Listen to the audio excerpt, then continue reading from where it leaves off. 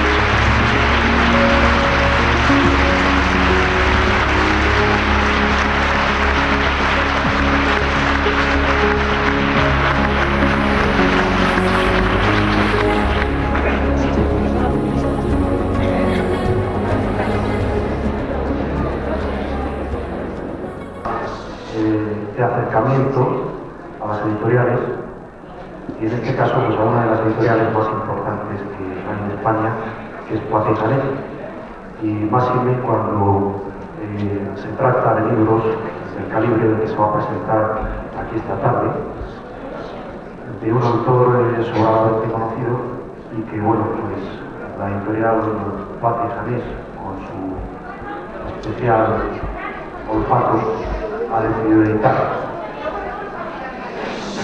El autor de sobra conocido, le damos especialmente la bienvenida en esta casa tan cargada de historia como es el Ateneo de Madrid, Mario Rodríguez, Silo.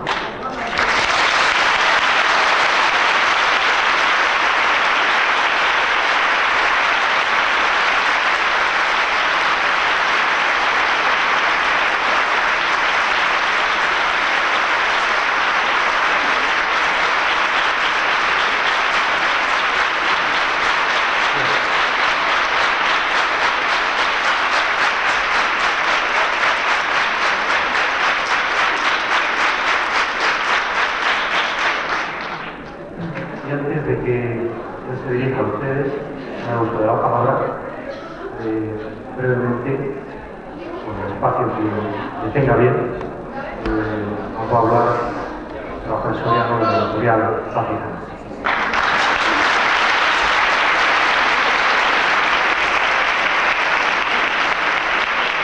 Muy brevemente, como ha dicho el vicepresidente del Ateneo, Isabel Herrero. Buenas noches. En este foro de cultura entrañable que es esta institución del Ateneo de Madrid, por mi parte, por parte de la editorial Poitou Chanel, es grata obligación dar las gracias a la dirección del Ateneo que acoge la presentación del libro de Silo, Experiencias Guiadas. Y de inmediato, digo, dar las gracias al autor, que ha depositado en Poitou Chanel la confianza para editar su libro, como ya lo hizo en un anterior, Humanizar la Tierra. Una editorial, la nuestra, si me lo permiten, objetivamente, de las primeras en el ámbito de la lengua, una editorial plural, como plurales son las necesidades, los deseos y los gustos de los lectores.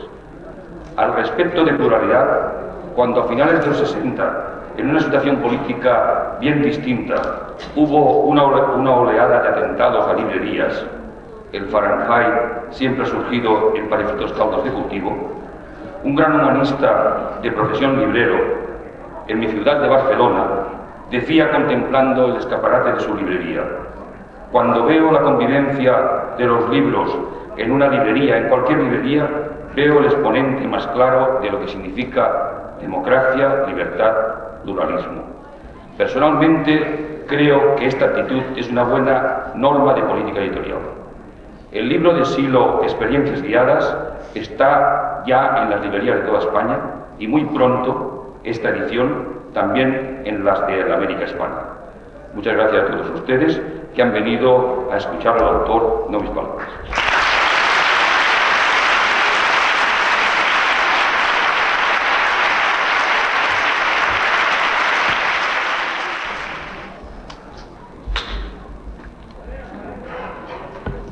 Gracias al Ateneo, muchas gracias a Plaza Internet.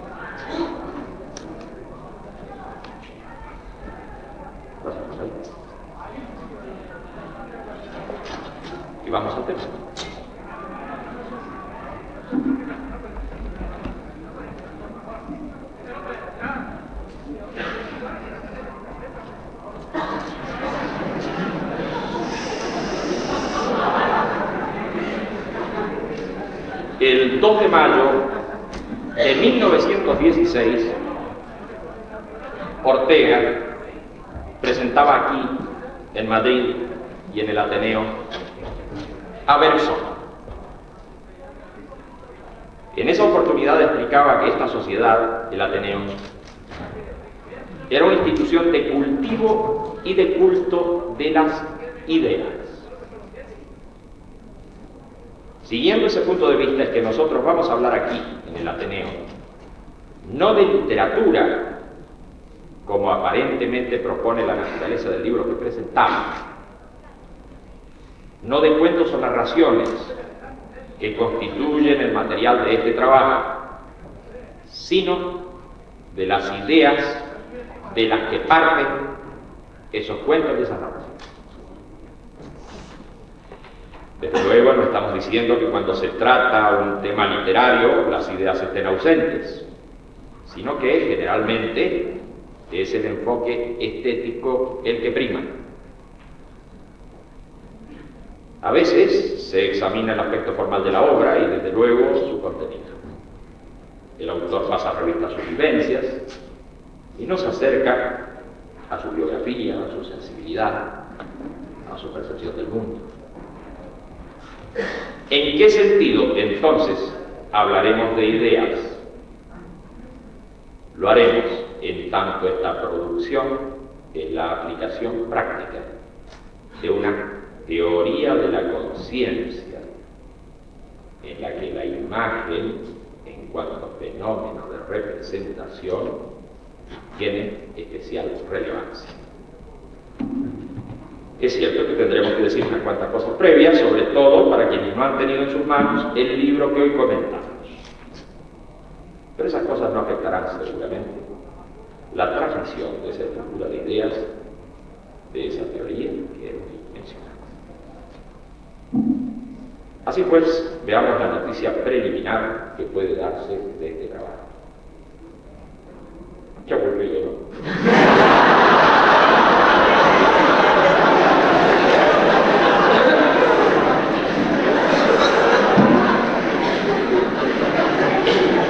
Este libro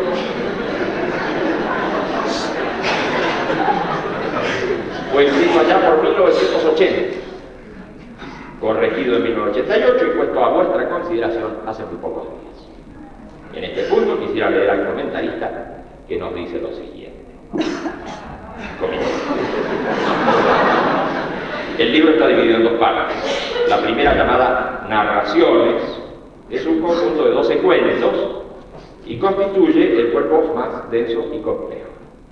La segunda, bajo el título de Juegos de Imágenes, consta de 9 descripciones más sencillas, pero también más ágiles que las de la primera parte. A este material se lo puede considerar desde diferentes puntos de vista. El más superficial nos muestra una serie de relatos breves con final feliz. Estos tienen el carácter liviano de los borradores que se realizan como práctica y solo a modo de divertimento. Según esa apreciación, se trata de simples ejercicios literarios. Otro enfoque revela esta obra como una serie de prácticas psicológicas apoyadas en formas literarias. Esto queda mejor aclarado, continúa diciendo el comentarista, en las notas ampliatorias y los comentarios que se insertan al final del libro. Conocemos narraciones de todo tipo escritas en primera persona. Yo. En primera persona. Esa primera persona habitualmente no es la del lector, sino la del autor. En este libro se corrige esta antigua descortesía, haciendo que la ambientación de cada cuento sirva de enmarque para que el lector llene la escena con él mismo y sus propias ocurrencias.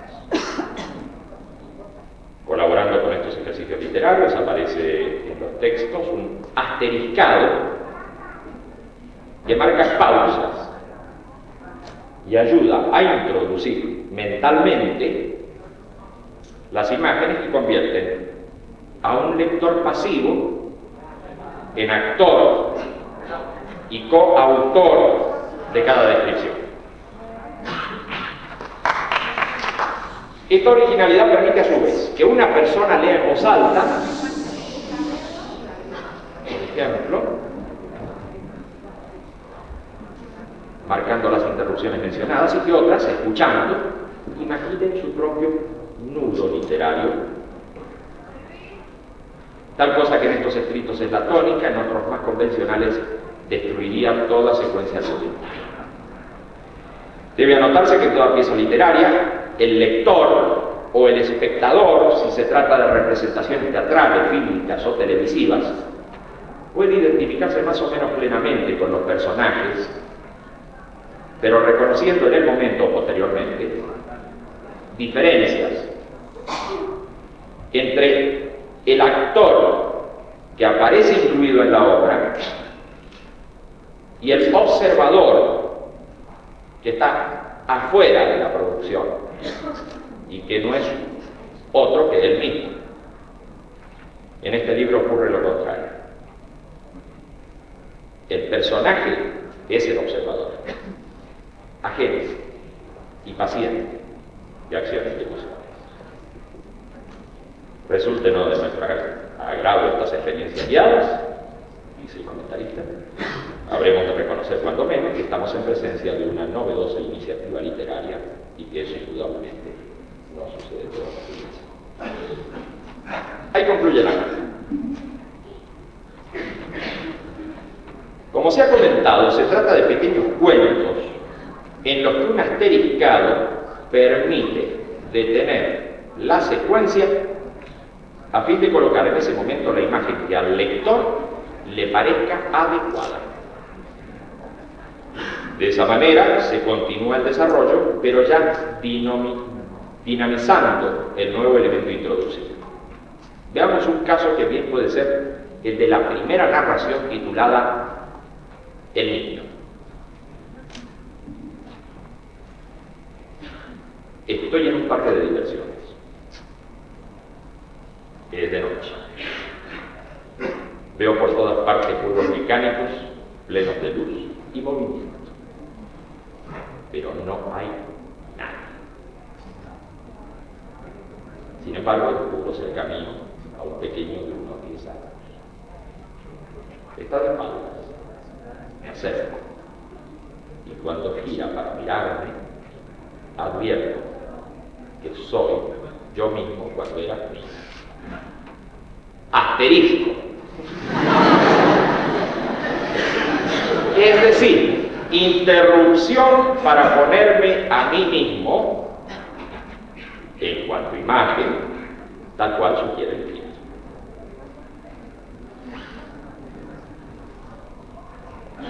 La historia continúa. Le pregunto qué hace allí y me dice algo con referencia a una injusticia que le han hecho. Se pone a llorar y lo consuelo, prometiendo llevarlo a los juegos.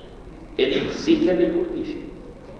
Entonces, para entenderlo, comienzo a recordar cuál fue la injusticia que padecí a esa edad. Asterisco. Con lo dicho anteriormente queda explicada la mecánica de lectura de las experiencias guiadas. Por otra parte, existe un esquema de construcción al que se ajustan todas ellas. Primeramente, hay una entrada en el tema y una ambientación general. Luego, un aumento de la tensión dramática, por así decirlo. En tercer lugar, una representación vital problemática. Cuarto, un desenlace como solución al problema. Quinto, una disminución de la tensión general. Y sexto, una salida no abrupta de la experiencia, generalmente desandando algunas etapas ya vistas anteriormente en el relato.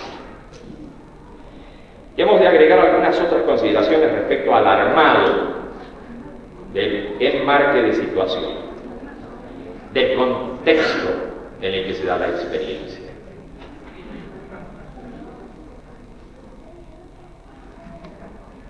Si es que necesitamos colocar al lector en un punto en el que toma contacto con él mismo, debemos distorsionar la estructura del tiempo y del espacio,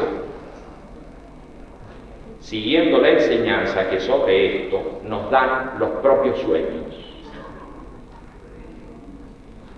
Debemos liberar la dinámica de imagen y quitar las racionalizaciones que impiden su fluido desarrollo. Si podemos además desestabilizar el registro corporal, la posición del cuerpo en el espacio, estaremos en condiciones de hacer aparecer preguntas referentes a cualquier momento de la vida del lector o inclusive a momentos futuros como posibilidad de acción a realizar. Vamos entonces a un ejemplo que ilustre sobre lo que estamos comentando. Para ello escogemos la experiencia titulada La acción salvadora. Nos desplazamos velozmente por una gran carretera. A mi lado conduce una persona que jamás he visto. En los asientos traseros, dos mujeres y un hombre también desconocidos. El coche corre rodeado por otros vehículos que se mueven imprudentemente, como si sus conductores estuviesen ebrios o enloquecidos. No estoy seguro si está amaneciendo o cae la noche. Pregunto a mi compañero acerca de lo que está sucediendo. Me mira furtivamente y responde en una lengua extraña. Rex voluntas. Conecto la radio, que me devuelve fuertes descargas de ruidos de interferencia eléctrica. Sin embargo, alcanzo a escuchar una voz débil y metálica que monótonamente dice Rex voluntas. El desplazamiento de los vehículos se va enlenteciendo mientras veo al costado de la ruta numerosos autos volcados en un incendio que se propaga entre ellos. Al detenernos, abandonamos el coche y corremos hacia los campos entre un mar de gente que se abalanza despavorida. Miro hacia atrás y veo entre el humo y las llamas a muchos desgraciados que han quedado atrapados mortalmente. Pero soy obligado a correr por la estampida humana que me lleva en millones. En ese delirio intento inútilmente llegar a una mujer que protege a su niña mientras la turba le pasa por encima, cayendo muchos al suelo. En tanto se generaliza el desorden y la violencia, decido desplazarme en una leve diagonal que permita separarme del conjunto.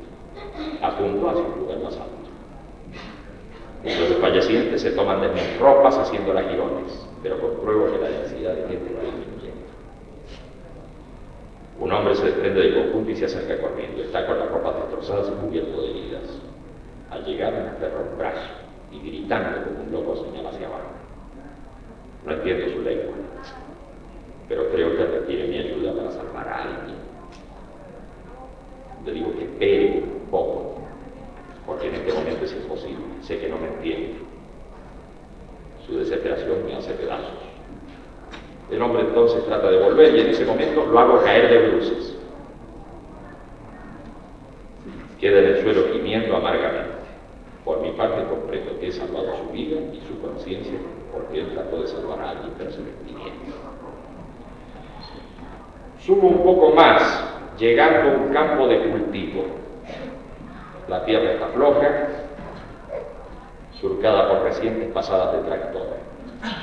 Escucho a la distancia disparos de armas y creo comprender lo que está sucediendo. Me alejo presuroso del lugar. Pasado un tiempo me detengo. Todo está en silencio.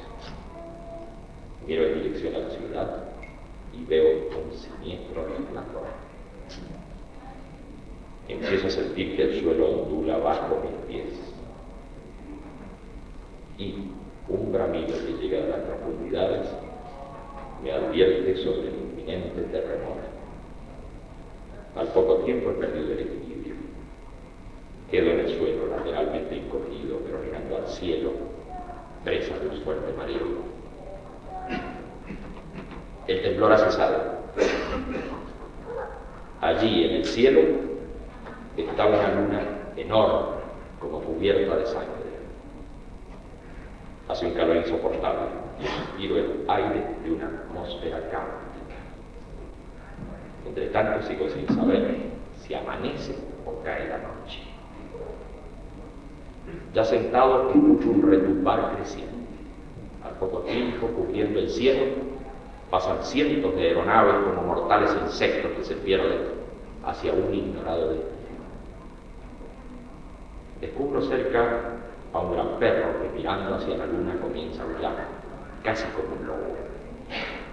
Lo llamo, el animal se acerca, tímidamente, llega a mi lado. Acaricio largamente su pelambre erizado. Noto un intermitente temblor en su cuerpo. El perro se separó de mí y comienza a alejarse. Me pongo en pie y lo sigo. Así recorremos un espacio ya pedregoso hasta llegar a un riachuelo. El animal sediento se abalanza y comienza a beber agua con avidez, pero al momento retrocede y cae. Me acerco, lo tomo y compruebo que está muerto. Siento un nuevo seísmo que amenaza con derribarme, pero pasa. Girando sobre mis talones diviso en el cielo, a lo lejos, 4 formaciones de nubes que avanzan con sordo retumbar de truenos. La primera es blanca, la segunda roja, la tercera negra y la cuarta amarilla. Y esas nubes se asemejan a 4 jinetes armados sobre cabalgaduras de tormenta, recorriendo los cielos y asolando toda la vida en la tierra. Corro tratando de escapar de las nubes. Comprendo que si me toca la lluvia quedaré contaminado. Sigo avanzando la carrera, pero de pronto se alza enfrente una figura colosal. Es un gigante que me cierra el paso, agitando amenazante una espada de fuego. Le grito que debo avanzar porque se acercan las nubes radiactivas. Él responde que es un robot, puesto allí para impedir el paso de gente destructiva. Agrega que está armado con rayos, y así me advierte que no me acerque. Veo que el coloso separa netamente 2 espacios. Aquel del que provengo, pedregoso y mortecino, de ese otro lleno de vegetación y vida. Entonces grito, tienes que dejarme pasar, porque he realizado una buena acción. ¿Qué es una buena acción?, pregunta el robot. Es una acción que construye, que colabora con la vida, respondo. Pues bien, agrega, ¿qué has hecho? Me interesa. He salvado a un ser humano de una muerte segura y además he salvado su conciencia. Inmediatamente el gigante se aparta y salta al terreno protegido en el momento en que caen las primeras gotas de lluvia. Hasta aquí el relato. En una nota se hace el siguiente comentario. El enrarecimiento general del argumento se ha logrado destacando la indefinición del tiempo. Paréntesis. No estoy seguro si está amaneciendo o cae la noche. Confrontando espacios. Paréntesis. Veo que el coloso separa netamente 2 espacios. Del que provengo, del gozo mortecino, de ese otro lleno de vegetación y vida. Cortando la posibilidad de conexión con otras personas o induciendo una babélica confusión de lenguas. Paréntesis. Pregunto a mi compañero acerca de lo que está sucediendo. Me mira furtivamente y responde en una lengua extraña, volúmenes. Por último, dejando al protagonista a merced de fuerzas incontrolables, calor, terremotos, extraños fenómenos astronómicos, agua y atmósfera contaminada, clima de guerra, gigante armado, etc. El cuerpo del sujeto es desestabilizado una y otra vez en pellones, andar sobre la tierra floja recientemente arada, caída por acción del seísmo. ¿Se entiende la mecánica?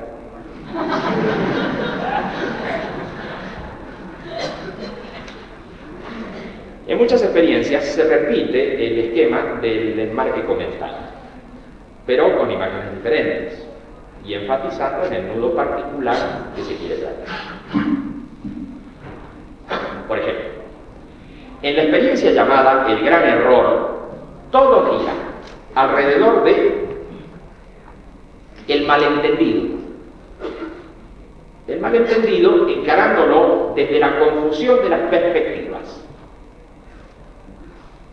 A su vez, como se trata de un hecho que hay que modificar en el pasado, un hecho en nuestra vida que quisiéramos se hubiera producido de otro modo, debemos producir alteraciones temporoespaciales, desde luego, que modifican la percepción de los fenómenos y en efecto terminan por modificar la óptica, la perspectiva desde la que vemos nuestro pasado. Así es posible no ya modificar los hechos que ocurrieron, pero sí el punto de vista sobre los mismos. Y en este caso, la integración de tales contenidos cambia considerablemente. Vamos a una parte de este cuento. Estoy de pie frente a una especie de tribunal. La sala repleta de gente. Permanece en silencio. Por todas partes veo rostros severos. Cortando la tremenda tensión acumulada en la concurrencia, el secretario, ajustando sus gafas, toma un papel y anuncia solemnemente: este tribunal condena al acusado a la pena de muerte. Inmediatamente se produce un griterío. Hay quienes aplauden, otros abuchean. Alcanza a ver una mujer que cae desmayada. Luego, un funcionario logra imponer silencio. El secretario me clava su turbia mirada, al tiempo que pregunta: ¿tiene algo que decir? Le respondo que sí. Entonces todo el mundo vuelve a sus asientos. Inmediatamente pido un vaso con agua. Y luego de alguna agitación en la sala, alguien me lo acerca. Lo llevo a la boca y tomo un buche.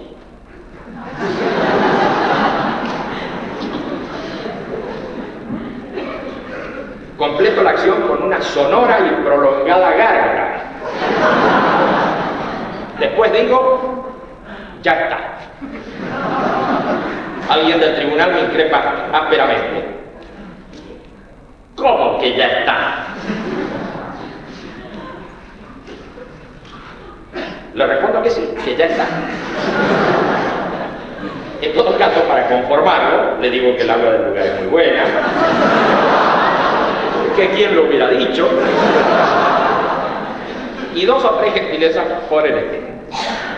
El secretario termina de leer el papel con estas palabras: por consiguiente, se cumplirá la sentencia hoy mismo, dejándolo en el desierto, sin alimentos y sin agua. Sobre todo sin agua. He dicho. Le replico con fuerza: ¿cómo que he dicho? El secretario, arqueando las cejas, afirma: lo que he dicho, he dicho. Al poco tiempo, me encuentro en medio del desierto, viajando en un vehículo y escoltado por 2 bomberos. Paramos y uno de ellos dice: va. Entonces vamos. El vehículo gira y regresa por donde va. Lo veo hacerse cada vez más pequeño a medida que se aleja entre ellos. Bueno, en el cuento sobrevienen luego algunos incidentes y finalmente ocurre esto. Pasó la tormenta, el sol se ha puesto. En el crepúsculo veo ante mí una cenicera blanquecina, grande, como un edificio de varios pisos. Pienso que se trata de un espejismo. No obstante, me incorporo dirigiéndome hacia ella. A poca distancia advierto que la estructura es de un material terso, como plástico espejado, tal vez henchido con aire comprimido. Me recibe un sujeto vestido a la usanza beduina. Entramos por un tubo alfombrado.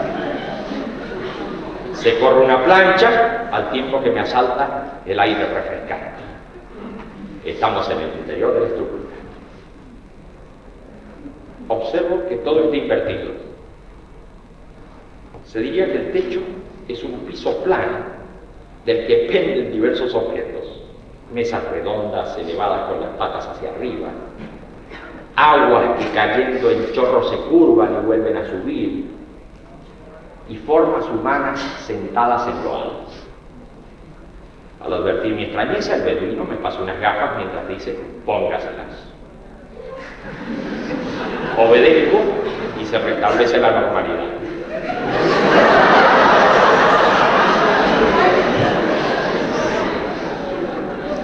Al frente veo una gran fuente que expele verticales chorros de agua. Hay mesas y diversos objetos exquisitamente combinados en color y forma. Se me acerca gateando el secretario.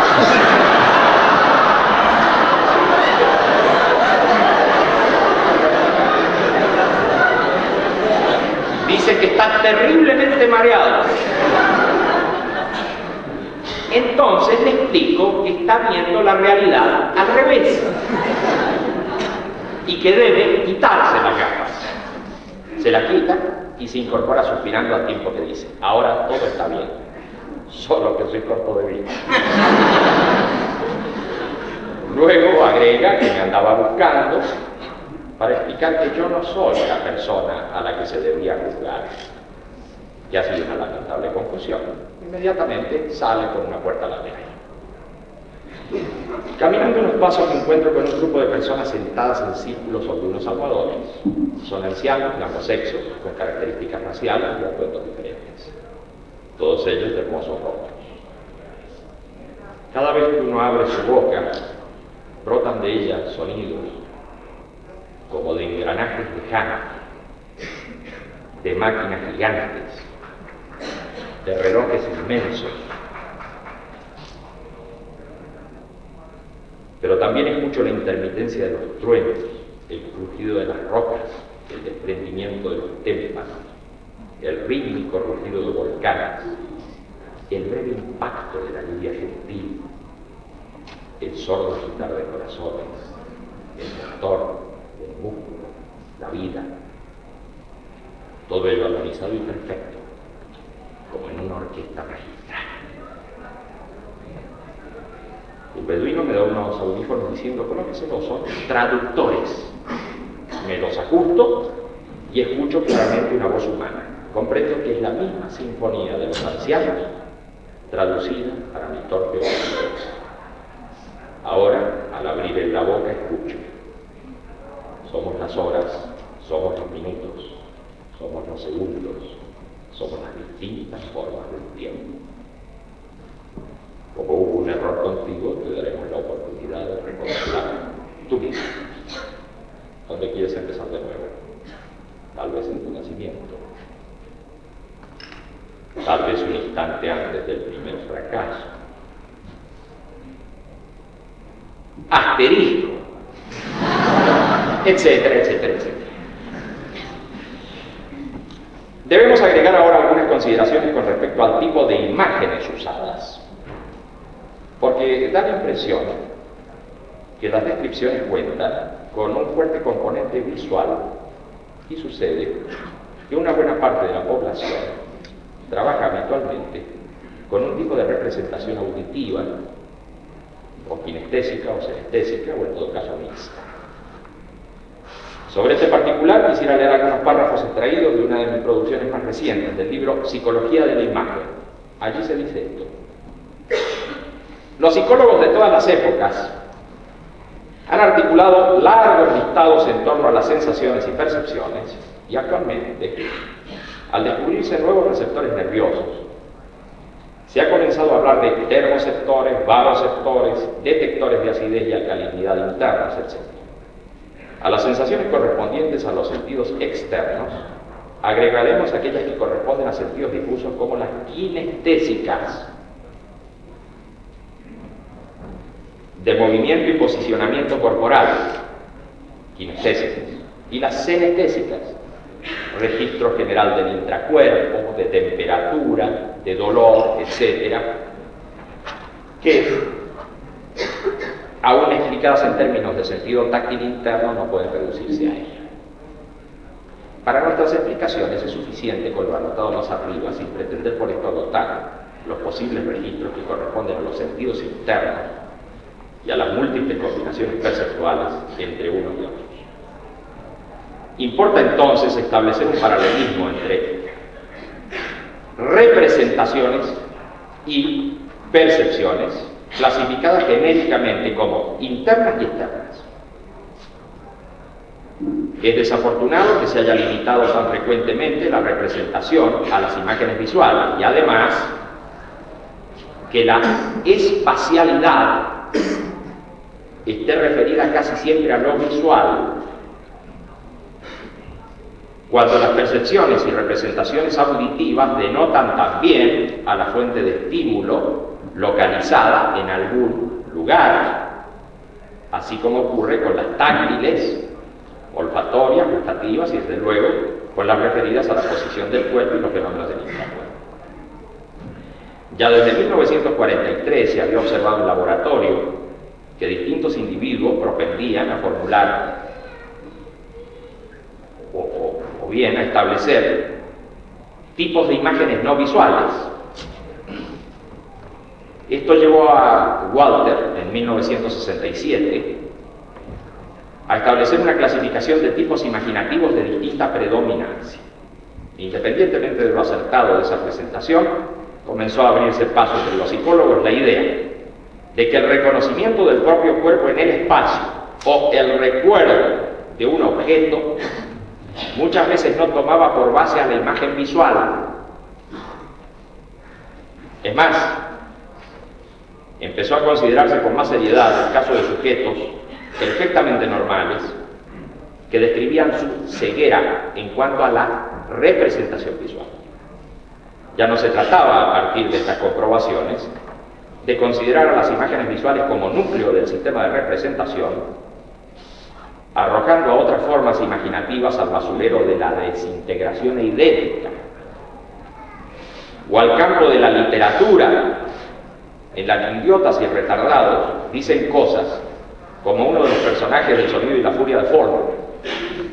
Dice cosas como estas: yo no podía ver, pero mis manos la veían, y podía oír que iba anocheciendo, y mis manos veían la pantufla, pero yo no la podía ver, pero mis manos podían ver la pantufla, y allí estaba arrodillado oyendo como anochecía. Siguiendo pues con nuestro estudio sobre las experiencias guiadas, convengamos en que aún expuesta con predominancia visual, cualquier persona puede adaptar a ella su sistema de representación. Por otra parte, no faltan aquellas en las que claramente se trabaja sobre otro tipo de imagen.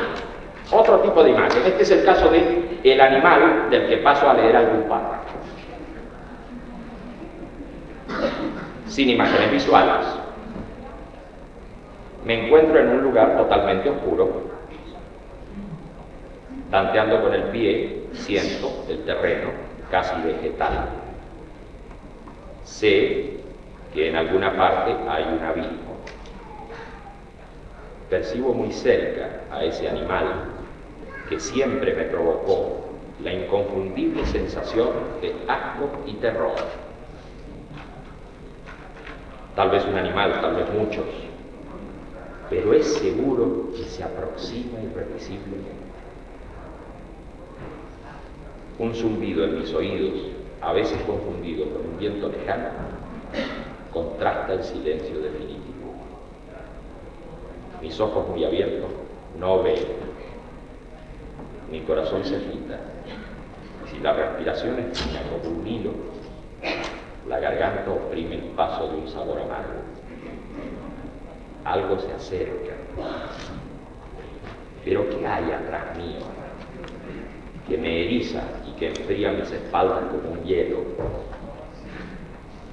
Mis piernas flaquean, y si algo me atrapa o me roza con su aliento,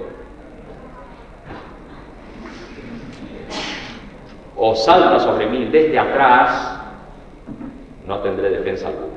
Estoy inmóvil, solo espero.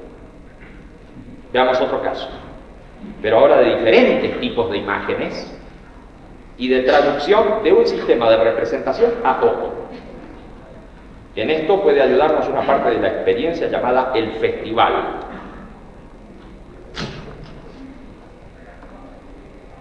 Sistema de traducciones de imágenes y de transformación de un sistema a otro sistema de representación.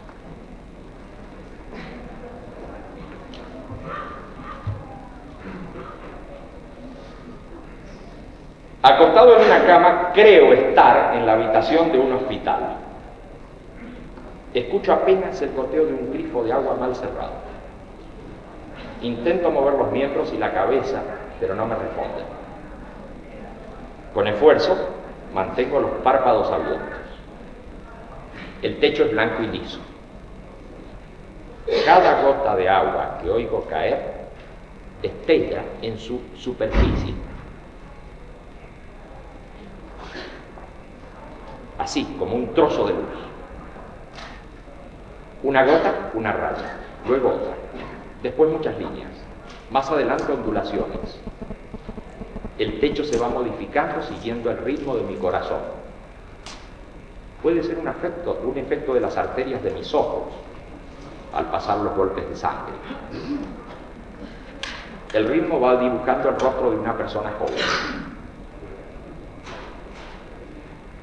Y más adelante, en esta misma experiencia, se traspasa la percepción visual y se la subsume en un sistema de representaciones más complejas, traducida a otras percepciones y por ende a otras representaciones.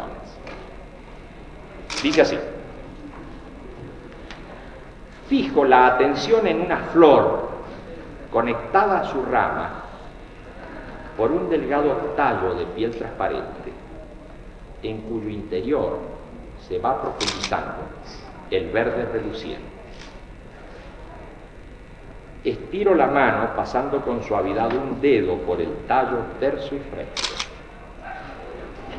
apenas interrumpido por pequeñísimos abultamientos. Así, subiendo por entre hojas de esmeralda, llego a los pétalos que se abren en explosión multicolor. Pétalos como cristales de catedral solemne, pétalos como rubíes y como fuego de leños amanecidos en hoguera. Y en esa danza de matices siento que la flor vive como si fuera parte mía. Y la flor, agitada por mi contacto, suelta una gota de rocío amodorrado apenas prendida de su hoja final. La gota vibra en óvalo, luego se alarga y ya en el vacío se aplana para redondearse nuevamente, cayendo en un tiempo sin fin, cayendo en un espacio sin límites. Por último, dando en el sombrero de un hongo, rueda por él como pesado mercurio para deslizarse entre sus bordes. Allí, en un espacio de libertad, se abalanza sobre un pequeño charco en el que se levanta el tormentoso oleaje que baña a una isla de piedra marrón. Adelante se desarrolla el festival y yo sé que la música me comunica con esa muchacha que mira sus vestidos y con el hombre joven que, acariciando un gato azul, se respalda en el árbol. Sé que antes he vivido esto mismo y que he captado la rugosa silueta del árbol y las diferencias de volumen de los cuerpos. En las mariposas de terciopelo que vuelan a mi alrededor, reconozco la calidez de los labios, la fragilidad de los sueños felices, etcétera, etcétera.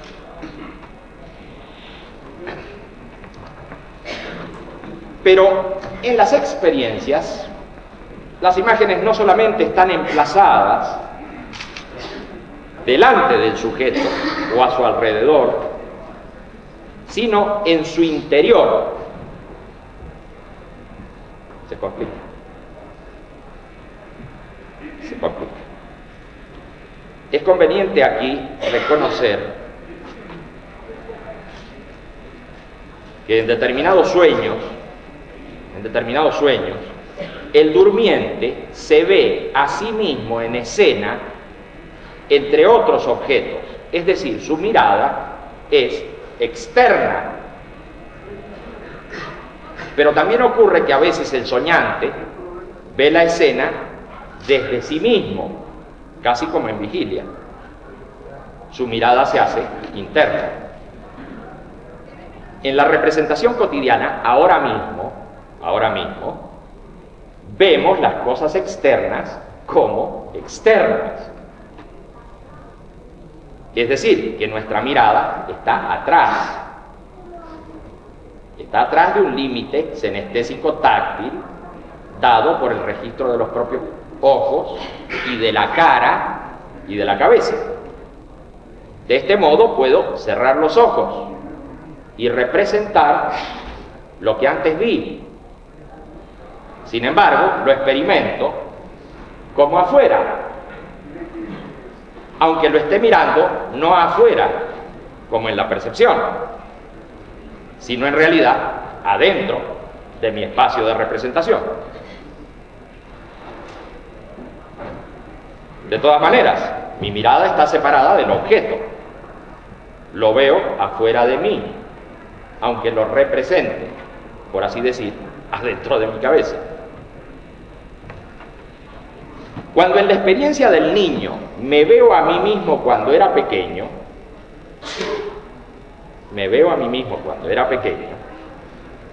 veo en realidad al niño desde el registro mío actual, en el cual me reconozco. Es decir, veo al niño afuera mío, desde mi mirada interna actual. Ahora bien, el niño, que soy yo antes, me habla ahora de una injusticia que le hicieron. Y para saber de qué se trata, hago un esfuerzo para recordar yo actual, no el niño que veo, aquello que me pasó cuando era niño, ese que soy yo antes. Cuando hago esto, mi mirada va adentro mío, a mi propio recuerdo, y el niño que veo está fuera de la dirección de mi recuerdo. De manera que al encontrarme a mí mismo en una escena infantil, ¿de qué manera me reconozco verdaderamente como yo mismo?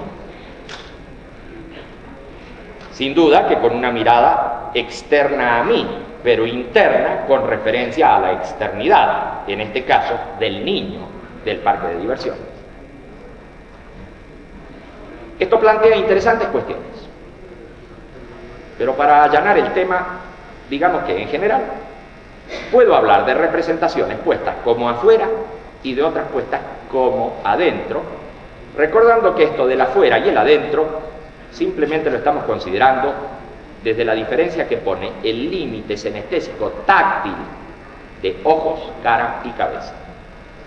Comprendido esto, veamos algunos ejemplos de diferencias en los emplazamientos de las miradas y las escenas. Se hizo pesado. Y bueno, en la experiencia llamada el desollinador se dice, pasado un tiempo el desollinador se levanta y toma un objeto alargado, ligeramente curvo, se pone enfrente mío y dice: abra la boca. Yo obedezco. Luego siento que me introduce esa especie de larga pinza que me llega hasta el estómago. Sin embargo, advierto que puedo tolerarla. De pronto grita: lo atrapé, y comienza a retirar el objeto poco a poco. Al principio creo que me desgarra algo, pero luego siento que se produce en mí una sensación placentera, como si desde las entrañas y los pulmones se fuera desprendiendo algo que estuvo malignamente adherido durante mucho tiempo. Cierra comillas. Aquí está claro que estamos trabajando con registros anestésicos, imágenes del intracuerpo, pero cuando lo imaginado afuera, al igual que lo percibido afuera en la vida cotidiana, produce acciones en el intracuerpo, el tipo de modificación de escena y mirada sigue la mecánica que vimos en el relato del niño, solamente que lo imaginado como afuera no es como el niño visualmente considerado, sino que en el afuera pongo una suerte de registro senestésico, no en cuanto que siento algo en mi interior y ahora ese sentir está fuera de mi cuerpo, sino en tanto lo sentido en mi interior es externo a mi mirada o a un nuevo registro senestésico que se internaliza más aún. Sin este mecanismo de cambio en la posición y perspectiva de la mirada y la escena, no serían viables numerosos fenómenos de la vida diaria. ¿Cómo sería posible que un objeto externo me produjera repugnancia por el solo hecho de mirarlo?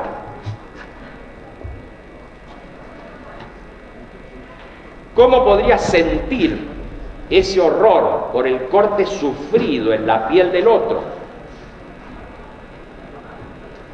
¿Cómo podría solidarizarme con el dolor humano y con el sufrimiento y el placer de los demás? Examinemos unos párrafos de la experiencia conocida como la pareja ideal. Caminando por un espacio abierto destinado a exposiciones industriales, veo galpones y maquinaria. Hay muchos niños a los que se ha destinado juegos mecánicos de alta tecnología. Me acerco hasta un gigante hecho de material sólido. Está de pie, tiene una gran cabeza pintada en colores vivos. Una escalera llega hasta su boca. Por ella trepan los pequeños hasta la enorme cavidad y cuando uno entra, esta se cierra suavemente. Al poco tiempo el niño sale expulsado por la parte trasera del gigante, deslizándose por un tobogán que termina en la arena. Uno a uno van entrando y saliendo, acompañados por la música que brota del gigante. Gargantúa se traga a los niños con mucho cuidado sin hacerles mal. ¡Ajaja! ¡Ajaja! Con mucho cuidado sin hacerles mal. Me decido a subir por la escalerilla y entrando en la enorme boca encuentro a un recepcionista que me dice: los niños siguen por el tobogán, los grandes por el ascensor. El hombre continúa dando explicaciones mientras descendemos por un tubo transparente. En un momento le digo que ya debemos estar a nivel del suelo. Él comenta que recién andamos por el esófago, ya que el resto del cuerpo está bajo tierra, a diferencia del gigante infantil, que está íntegro en la superficie. Sí, hay dos gargantúas en uno, me informa. El de los niños y el de los grandes. Ya hemos pasado el diafragma, de manera que pronto hemos de llegar a un lugar muy simpático. Vean, ahora que se abre la puerta de nuestro ascensor, se nos presenta el estómago. ¿Quiere bajar aquí? Como usted ve, es un moderno restaurante en el que se sirven dietas de todas partes del mundo. Y cierra la llamada. El planteamiento de las imágenes externas actuando sobre la representación interna tiene en la experiencia de el minero una mejor expresión. Así, comillas: grito con todas mis fuerzas y el suelo cede arrastrándome en su derrumbe. Un fuerte tirón en la cintura coincide con el súbito detenimiento de la caída. Quedo suspendido de la cuerda como un absurdo péndulo cubierto de fango. Mi carrera, pues, se ha detenido muy cerca de un piso alfombrado. Veo ahora, en el ambiente iluminado, una elegante sala en la que distingo una suerte de laboratorio y enormes bibliotecas. Pero la urgencia de la situación hace que me ocupe en cómo salir de ella. Así es que con la mano izquierda ajusto la soga tensa y con la otra suelto la hebilla que la sujeta a mi cintura. Luego caigo suavemente sobre la alfombra. ¡Qué modales, amigo! ¡Qué modales!, dice una voz aflautada. Giro sobre mis pies y quedo paralizado. Tengo al frente un hombrecillo de tal vez 60 centímetros de altura, descartando sus orejas ligeramente puntiagudas. Se diría que es muy proporcionado. Está vestido con alegres colores, pero con un inconfundible estilo de minero.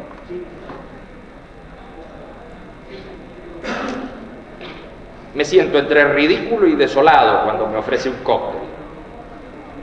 De todas maneras, me reconforto bebiéndolo sin pestañear. El hombrecillo junta sus manos y las lleva adelante de la boca a modo de bocina. Luego emite un sonido burlón. Le pregunto qué significa esa mofa y responde que gracias a ella mi digestión habrá de funcionar mejor en el futuro.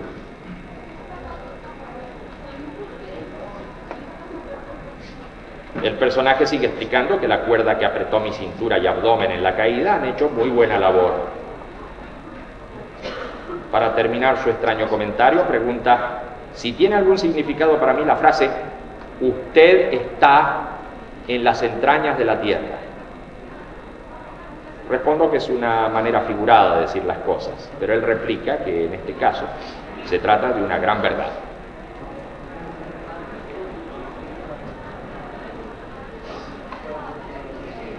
Entonces agrega, usted está en sus propias entrañas.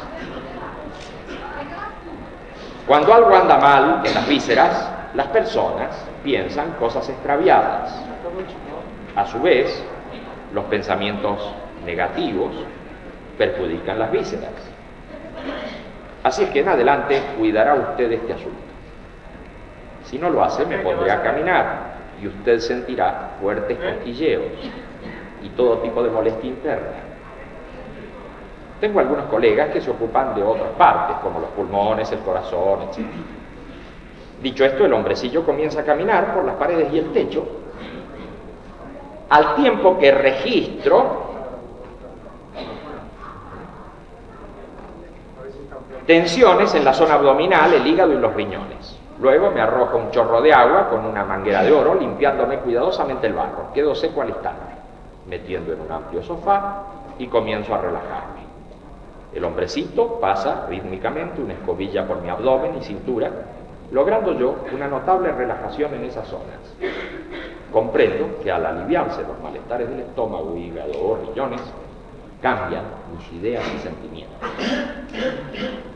Percibo una vibración, siento que me voy elevando, estoy en el montacargas, subiendo hacia la superficie de la Tierra, hacia el mundo exterior. En esta experiencia, el hombrecillo nos ha resultado un verdadero experto de la teoría de la imagen senestésica. Desde luego, no nos ha dicho cómo es que pueda conectarse una imagen con el intracuerpo y actuar en él. Anteriormente vimos, con alguna dificultad, que la percepción de objetos externos servía de base a la elaboración de la imagen y que ésta nos permitía representar nuevamente lo presentado previamente a los sentidos. Vimos que en la representación se producían variaciones de emplazamiento, de perspectiva de la mirada del observador respecto a una escena dada. Y entonces nos preguntábamos por la conexión entre lo percibido frente a un objeto desagradable y nuestras reacciones internas. Y ahora estamos discurriendo acerca de sensaciones del intracuerpo que sirven de base a representaciones también internas. Así es que estamos llenos de preguntas sin respuestas exhaustivas, y temo que así de trunco ha de quedar nuestro desarrollo. De todas formas, quisiera agregar algunas consideraciones.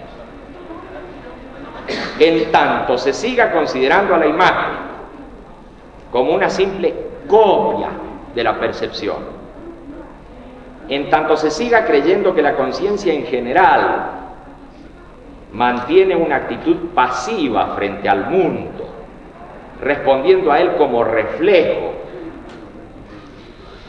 no podremos responder ni a las anteriores preguntas ni a otras en verdad fundamentales. Para nosotros la imagen es una forma activa de ponerse la conciencia como estructura en el mundo.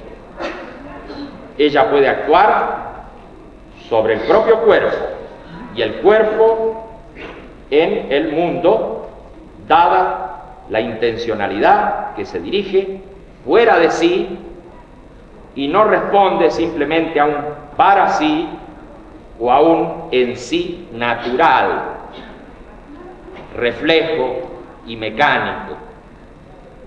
La imagen actúa en una estructura espaciotemporal y en una espacialidad que llamamos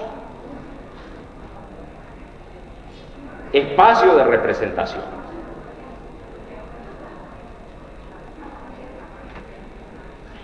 Las diferentes y complejas funciones con las que cumple la imagen dependen en general de la posición que asume en dicha espacialidad. La justificación plena de esto que afirmamos exige la comprensión de nuestra teoría de la conciencia, y por ello remitimos a nuestro trabajo sobre psicología de la imagen. Pero, si a través de estos divertimentos literarios, como dice nuestro comentarista, si a través de estas narraciones o cuentos hemos podido hacer ver el aspecto aplicado de una concepción muy vasta, no hemos faltado a lo prometido al comienzo de nuestra explicación, cuando dijimos que íbamos a ocuparnos de este escrito, de estas experiencias guiadas, no desde el punto de vista literario, sino desde las ideas que dan lugar a esta expresión literaria. Nada más. Muchas gracias.